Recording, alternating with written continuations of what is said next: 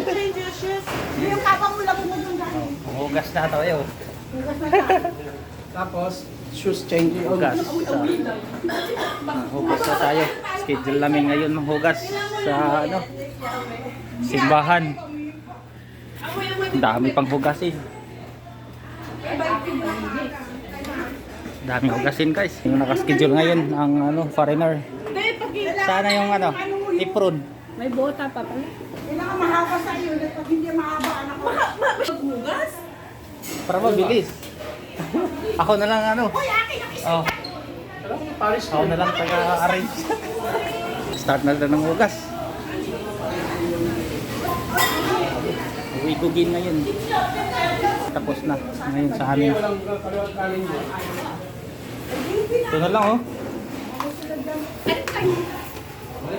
Buha mo na ako ng apron. Ito.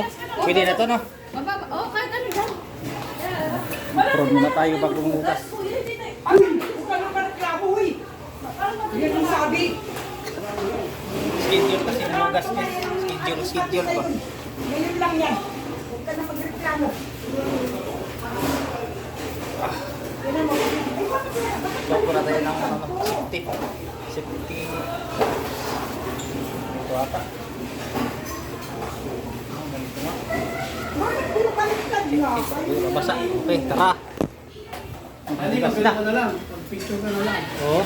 Hoy! Tara, baka sa ako. Mga master ng hugas yan.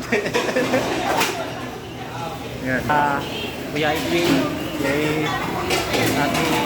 Yan. Si Ate Malo. Si Ma'am Betty. Yan. Kasama namin yan. Kasama namin yan. Oh, kaway-kaway.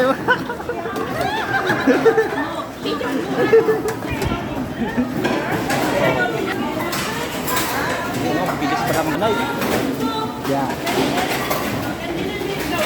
Si Kuya Edwin. Oh, okay. Itong taga-picture siyempre. Ako yung taga-video nila. Yun, ang dami na oh. Napunta na dito yung mga Korean kasi natapos na sa ano, sa service. Si Ma'am Betty. Betty. Hi. Ano yun? Korean yan si Ma'am Betty. Yan yung leader ng Korean. Yan, leader namin si Ma'am Malu. You know, sanay rin sa hugas. Si Pastor. Pastor. Yeah, Pastor.